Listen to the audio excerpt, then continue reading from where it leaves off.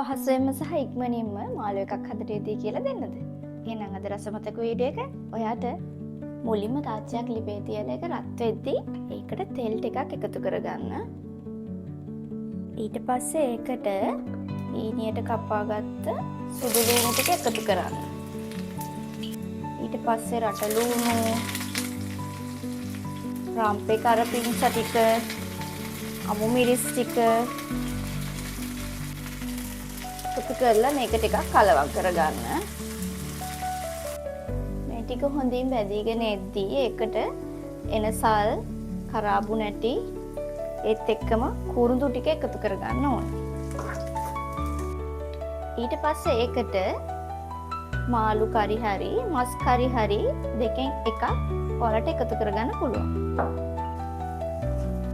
ඊට පස්සේ රසායන ලුණු ඒත් එක්කම වැඩිපුර මිරිස් කනවා නම් ගම් මිරිස් ටිකකුත් එකතු කරගන්න. ඊට පස්සේ මාළු ටිකත් මේකටම එකතු කරගන්න. ගින්දර අඩු කරලා මාළු ටික ටිකක් වහලා තියන්න. ඊට පස්සේ තක්කාලි ටික මේක තෙල් වලින් හොඳට ටෙම්පරාදු වුණාට පස්සේ ඒකට වතුර ටිකක් එකතු කරන්න.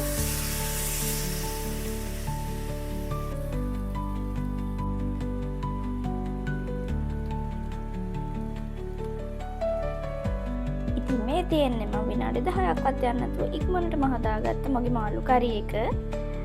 ඉතින් ඔයාලා try කරලා බලන්න. මේ රෙසිපීස් හොඳයි නම් අනිවාර්යයෙන්ම කමෙන්ට් එකක් දාන්න අමතක කරන්න එපා.